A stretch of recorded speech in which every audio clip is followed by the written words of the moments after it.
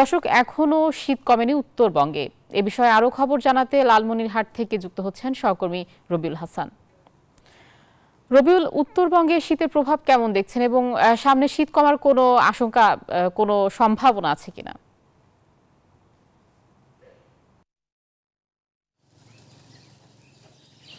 শুভ সকাল আয়শা। আপনি যেমনটি দেখছেন যে উত্তরের জেলায় কিন্তু এখনো শীতের কমানোর কোনো সম্ভাবনা নেই। আজকে কিন্তু কুয়াশার চাদরে ঢেকে আছে। গতকাল কিন্তু দুপুর 12টা পর্যন্ত কিন্তু সূর্যের মুখ দেখা মেলেনি এই অত্র এলাকার মানুষ।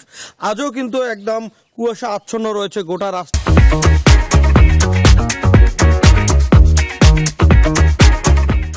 রাস্তাঘাট এবং পথঘাট।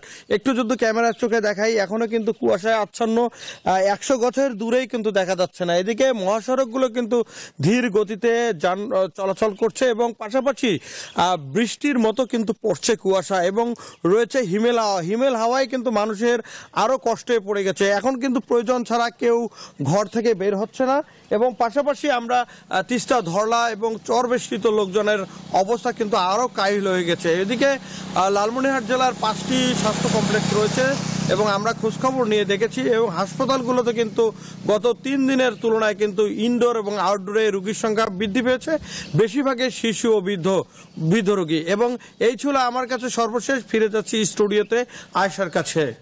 রবিউল, আপনাকে ধন্যবাদ।